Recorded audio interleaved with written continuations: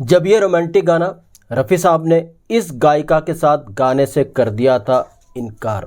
अब रफ़ी साहब जैसे गायक, इतने बड़े सिंगर, इतने बड़े दिल रखने वाले गायक इंसान, अगर वो किसी को मना कर दें तो साहब दिल तो टूटेगा ही। मगर इस दिल के टूटने से कुछ अलग हुआ, ये बात भी इस किस्से को ख़ास बनाती है। जी हाँ दोस्तों, कौन सा ये गीत था और कौन वो गायिका थी जिसके साथ रफ़ी साहब ने इस गीत को गाने से कर दिया था इनकार, और क्या मजबूरी थी रफ़ी साहब की, आज मैं बताऊंगा आपको इस किस्से में। बने रहिएगा वीडियो के एंड तक मेरे साथ। दोस्तों, चैनल पर नए तो चैनल को सब्सक्राइब कर लीजिएगा, बेल आइकन भी प्रेस कर लीजिएगा ताकि नोटिफिकेशन आप तक पहुंचती रहे। नमस्कार, मैं महेश कोहली बॉलीवुड संगीत के सफर से। दोस्तों, मैं जिस गायिका की बात कर रहा हूँ ये खुशकिस्मत रही है, मैं कहूँगा। महज 9 साल की उम्र में जब इन्होंने अपना पहला गाना गाया तो रफ़ी साहब के साथ ही इन्होंने गाया, और उसके बाद जब रफ़ी साहब के साथ इन्होंने गाया तो रफ़ी साहब को काफ़ी खुशी हुई। रफ़ी साहब ने इनको आशीर्वाद दिया। आशीर्वाद तो दिया ही, साथ में जब इन्होंने रफ़ी साहब के साथ अपना वो पहला गीत गाया तो उस गीत के लिए रफ़ी साहब ने अपनी तरफ से इनको 100 रुपये भी दिए। इतना खुश हुए थे रफ़ी साहब इनके ऊपर। और आगे चल के फिर इन्होंने रफ़ी साहब के साथ एक और गीत रिकॉर्ड किया। जब उस गीत को आगे चल के रिकॉर्ड कर रही थी ये, जी हाँ दोस्तों, रफ़ी साहब ने संगीतकार को बाकायदा हिदायत दी थी कि देखिए ये बच्चे, इनके लिए स्केल थोड़ा नीचे रखिएगा। मगर इस गायिका ने, जो म्यूजिक डायरेक्टर ने स्केल तय किया था, उसी स्केल पे रफ़ी साहब के साथ उस गीत को गाया और रफ़ी साहब को काफ़ी खुशी हुई। रफ़ी साहब ने फिर अपना आशीर्वाद इस गायिका को दिया। देखो, मैं कहता था ना कि एक दिन तुम ज़रूर अच्छी गायिका बनोगी और मेरा आशीर्वाद तुम्हारे साथ है, तुम आगे जाओगे। तो रफ़ी साहब का आशीर्वाद इस गायिका को मिल चुका था। तो दोस्तों, ऐसी एक किस्सा है। आगे चल के इस गायिका की और खुशकिस्मती देखिए। इनको एक शो मिलता है, बहुत कम उम्र थी इनकी, 15 साल की उम्र में इनको एक शो मिलता है। इस शो में रफ़ी साहब भी परफॉर्म करने वाले थे और ये शो पूना में होना था। तो ये गायिका पूना पहुंची अपनी मदर के साथ इस शो को परफॉर्म करने के लिए। रफ़ी साहब भी पूना पहुंचे। तो इस गायिका का कहना था कि ये जो शो था ये ओपन में शो था, तो वहाँ पर कोई ग्रीन रूम की व्यवस्था नहीं थी। सबको इंडिविजुअल टेंट दिए गए थे, तो टेंट में सब रह रहे थे। ये अपने टेंट में, रफ़ी साहब अपने टेंट में, ऐसा कुछ रह रहे थे। तो जी हाँ, इस गायिका के मन में एक बात आई, क्योंकि रफ़ी साहब भी उसी शो में परफॉर्म करने वाले थे। तो इस गायिका के मन में एक बात आई कि रफ़ी साहब का एक रोमांटिक सॉन्ग वो रफ़ी साहब के साथ परफॉर्म करेंगी। और रफ़ी साहब का वो रोमांटिक सॉन्ग उस दौर में खूब धूम मचा रहा था, और आज भी ये रोमांटिक सॉन्ग जी हाँ इतना पॉपुलर है, हर जगह गाया बजाया जाता है। आज भी यूथ का फेवरेट ये रोमांटिक सॉन्ग है। जी हाँ दोस्तों, ये युगल गीत था रफ़ी साहब का, उस दौर का भी पॉपुलर और इस दौर का भी पॉपुलर गीत था।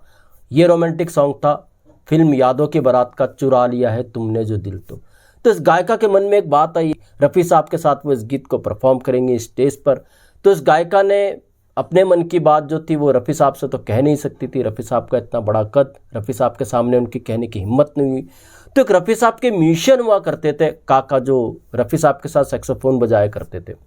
तो उन्होंने कहा, रफ़ी साहब के जो म्यूजिशियन थे, पर्सनल म्यूजिशियन थे, रफ़ी साहब के काफ़ी करीब थे ये म्यूजिशियन, रफ़ी साहब के काका।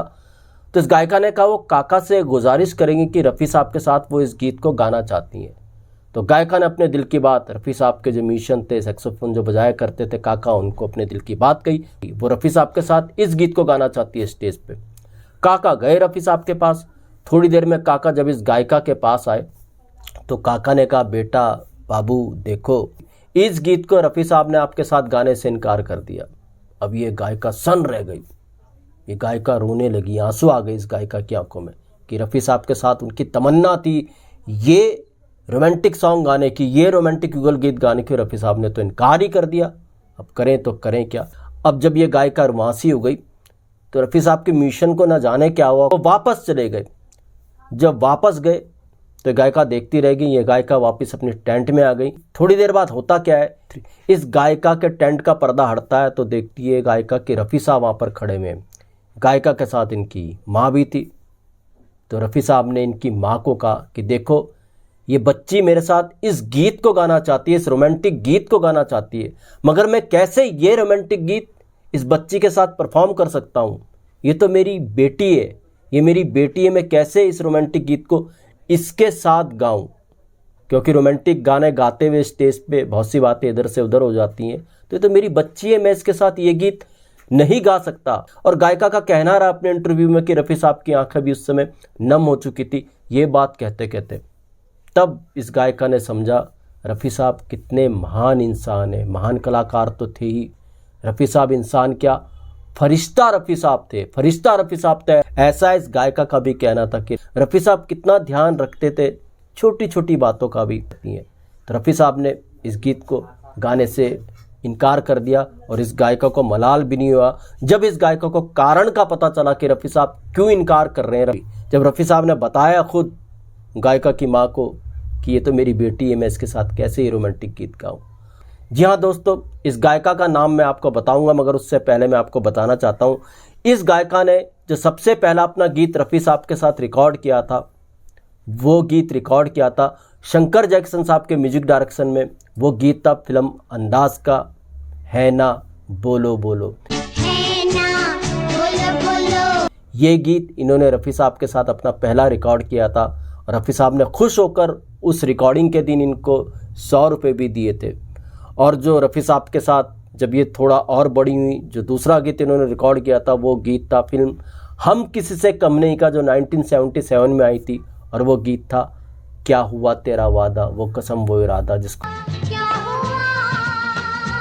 तो आर डी बर्मन साहब ने कंपोज किया था। और रफ़ी साहब ने आर डी बर्मन साहब को कहा था, अरे ये बच्चे हैं, इनके लिए थोड़ा स्केल कम रखो। मगर इस गायिका की हिम्मत देखिए, इसने उसी स्केल पे गाया जो आर डी बर्मन साहब ने बनाया था, उसी स्केल पे रफ़ी साहब ने भी गाया और रफ़ी साहब ने फिर इनको आशीर्वाद दिया। जी हाँ दोस्तों, ये गायिका कोई और नहीं, ये गायिका जब इन्होंने शुरुआत की थी गाने में तो उस वक्त पे ये मशहूर थी सुषमा श्रेष्ठा के नाम से।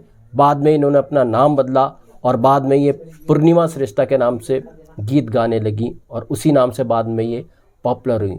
इस गायिका ने अपने एक इंटरव्यू के दौरान एक बहुत अच्छी बात कही थी कि कुछ लोग पैदा होते हैं, कुछ लोग जन्म लेते हैं, जो जन्म लेते हैं वो किसी मकसद से आते हैं। तो रफ़ी साहब ने जन्म लिया था, रफ़ी साहब किसी मकसद से आए थे, फरिश्ता इंसान थे रफ़ी साहब, ऐसा तो सभी का मानना है दोस्तों। मगर जिन्होंने इन बातों को अनुभव किया रफ़ी साहब की, जिनके साथ ये सब हुआ, तो वो रफ़ी साहब के किस्से कहते हुए थकते नहीं है, रुकते नहीं है और बाकायदा भावुक हो जाते हैं वो ऐसे किस्से कह करके। उनमें से एक पूर्णिमा जी भी रही हैं, जिनके साथ रफ़ी साहब का एक यादगार किस्सा जुड़ गया, उनके साथ ये सब हुआ था और उन्होंने इस किस्से को अपने एक इंटरव्यू में शेयर किया था। वहीं से मैंने एक किस्सा लिया और आप तक पहुँचाया है। तो दोस्तों, ऐसे भी किस्से वैसे किस्से मैं आपके लिए लेकर के आता रहूँगा। महेश कोहली को दीजिएगा इजाज़त। Good bye, good luck and take care.